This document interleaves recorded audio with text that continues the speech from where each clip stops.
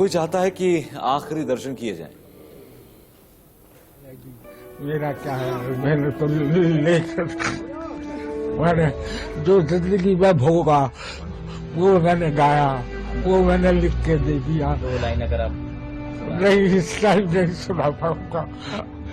बस मैं वैसे बोल ही देता हूँ, मुझे प्यार करने के बाद मौजों की रवानी है, जिंदगी और कुछ भी नहीं, तेरी मेरी कहानी। कहाँ चले गए सब?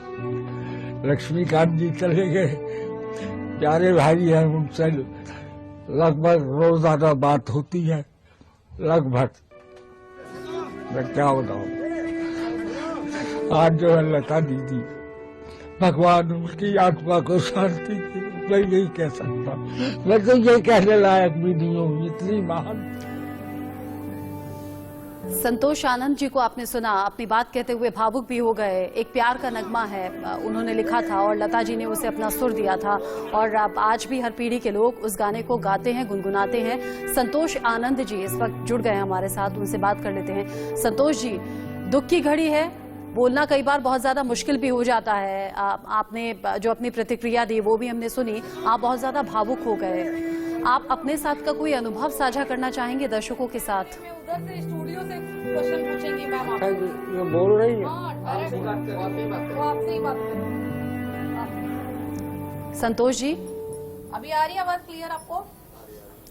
संतोष जी से लगता है हमारा संपर्क अभी हो नहीं पाया। संतोष जी, हमारी आवाज आप तक पहुंच रही है क्या? आ रही है। संतोष जी, उनके पास नहीं पहुंच रही आवाज। संतोष जी, आपकी आवाज हमें मिल रही है, बोलिए। क्या आप सुन पा रहे हैं? संतोष जी, मैं जानती हूँ कि बड़ी दुख की घड़ी है, बड़ा हाँ, मुश्किल मैं होता है सुन बोलना। आपका लिखा हुआ गीत लता जी ने आवाज जी हाँ। दी, एक प्यार का नगमा है, मौजों की रवानी है, जिंदगी और कुछ नहीं, तेरी मेरी कहानी है। आज लता जी की कहानी ही पीछे छूट गई है, उनके शब्द ही पीछे छूट गए हैं, उनके गाने पीछे छूट गए हैं। हाँ, आदमी कुछ ना कुछ निशानी छोड़ जाता है। जी जी भाई क्लियर नहीं हो रहा है मुझे। संतोष जी, हम आपको एक स्पष्ट सेकंड तौर पर है, सुन पा रहे क्लियर हैं। करो। अगर मेरी आवाज क्लियर आपके पास पहुंच रही है तो आप अपनी बात कहिए।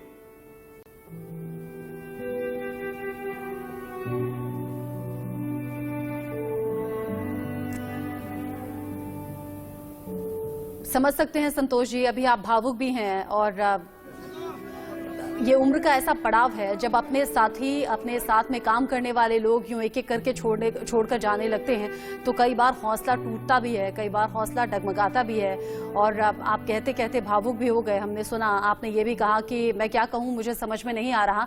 संतोष आनंद जी, अब इस वक्त दर्शक आपको ज्यादा से ज्यादा सुनना चाहते हैं। आपने लता दीदी के साथ काम किया है, आपके शब्दों को लता दीदी ने आवाज दी है, अपना अनुभव आप साझा करिए दर्शकों के साथ।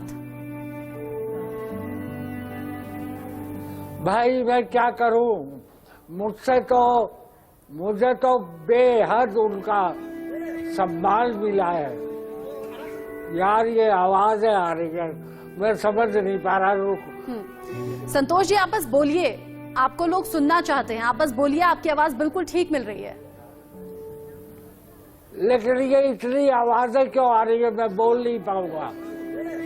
हम समझ रहे कुछ टेक्निकल ग्लिच है। संतोष जी, हमें कुछ मिनट का टाइम दीजिए, हम आपको जो वापस लौटकर आवाज मिल रही है उसे दुरुस्त कर हम आपके पास लौट रहे हैं। संतोष आनंद जी एक ऐसे कवि हैं जिन्होंने वो शानदार नगमे लिखे हैं जिन्हें लता ताई ने आवाज दी। एक प्यार का नगमा है, वो नगमा है, एक ऐसा लिखा गया गीत संतोष आनंद जी का जिसे आवाज दी लता मंगेशकर ने। और आज की पीढ़ी क्या, कल की पीढ़ी क्या, एक ऐसा नगमा था जिसे रेडियो पर भी सुना गया, टेलीविजन पर भी सुना गया, फिर सीडी डीवीडी के जमाने में भी सुना गया, और आज भी यूट्यूब पर ये तमाम जो स्पॉटिफाई से लेकर और तमाम जो ओटीटी प्लेटफॉर्म्स आ गए वहां पर जाकर भी लोग सुनते हैं। ऐसे नगमे को लिखने वाले संतोष आनंद जी हमारे साथ जुड़े हुए हैं, और मौका ऐसा है कि उस आवाज, वो आवाज जिसने उस गीत को अमर बना दिया, वो आवाज खामोश हो गई है।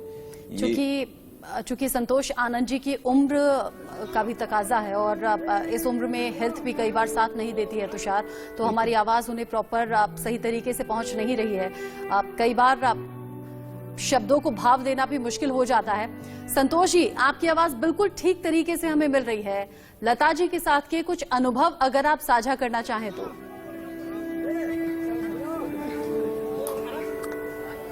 इस समय मैं कुछ नहीं कर पाऊंगा, क्योंकि सुबह से जब से ये खबर सुनी है जी। मैं अच्छा संतोष जी, नहीं बोल मैं एक बात पाऊंगा। जानना चाहता हूँ, जब एक कवि लिखना शुरू करता है तो वो अपनी आत्मा को, अपनी भावनाओं को पिरोकर एक गीत बना देता है, और उस गीत को जब कोई आवाज देता है, सुर देता है, तब वो गीत जीवंत उठता है। वो कहते हैं कि एक कहानी बन जाता है, एक जीवन उसमें पड़ जाता है।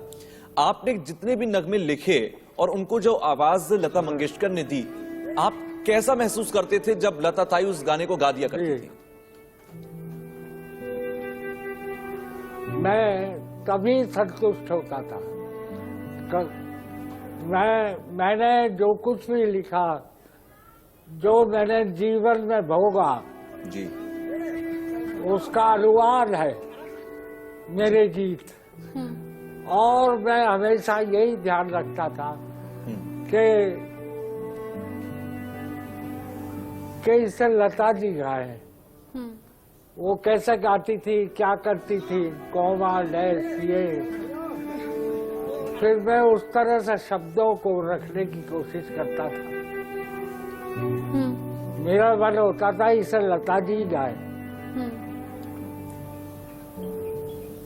एक लेखक अपनी फिर वो भावनाओं को गाती कागज पर उतारता है, और लता जी बहुत ही इमोशंस के साथ किसी भी गीत को गाया करती थी। रूह तक उतरती थी उनकी आवाज।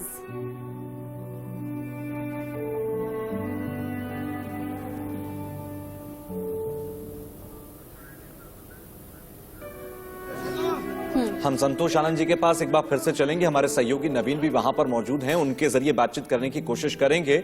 लेकिन हर किसी के लिए, खास तौर से उस वक्त में लता ताई के साथ काम किए हुए लोग, क्योंकि 7 दशक, सोचिए 7 से 8 दशक तक लगातार लता ताई बॉलीवुड के अंदर गीत गाती रही। 100 साल का इतिहास। एक बार लता ताई ने अपने एक इंटरव्यू के दौरान कहा था कि ये 100 साल जब पूरे हुए थे फिल्म इंडस्ट्री को, उन्होंने कहा कि ये जो 100 साल पूरे हुए हैं, इसमें 71 साल 72 साल मेरे हैं, इसमें मैंने योगदान दिया है। तो सोचिए लता ताई वो एक ऐसी शख्सियत थी जिन्होंने उस पूरे फिल्म जगत को, सिनेमा जगत को सींचा और अपनी आवाज से उसे अमर बनाती चली गई। ऐसे तमाम गीतों को उन्होंने गाया, ऐसे तमाम गीतों को जो कवि लिखते थे उनकी, जैसे संतोष आनंद को आपने अभी सुना, उन्होंने साफ तौर पर कहा कि मैं जब लिखता था तो अपनी भावनाओं को कागज पर उड़ेल दिया करता था, और फिर मैं चाहता था कि इसे आवाज दें लता ताई, क्योंकि वो जो भावनाएं कागज पर हैं उसे जीवित अगर कोई कर सकता है तो वो लता ताई की उस वक्त आवाज हुआ करती थी। और ये हर कवि की उस वक्त एक डिमांड थी,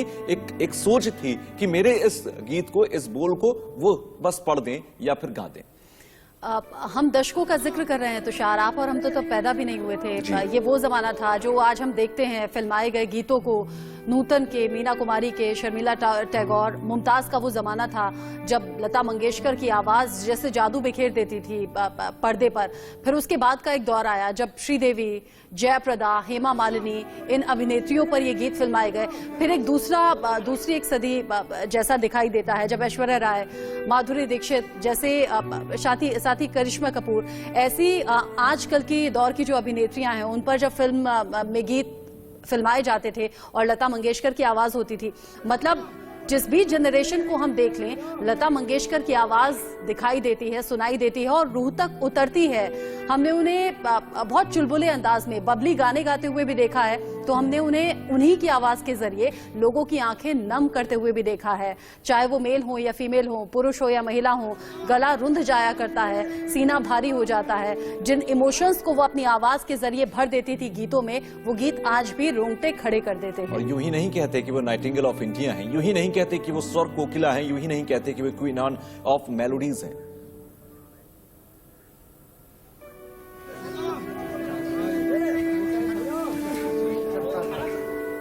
लता जी गाएगी तो इसे किस तरह गाएगी? लता जी तो दीदी तो वो शख्सियत थी,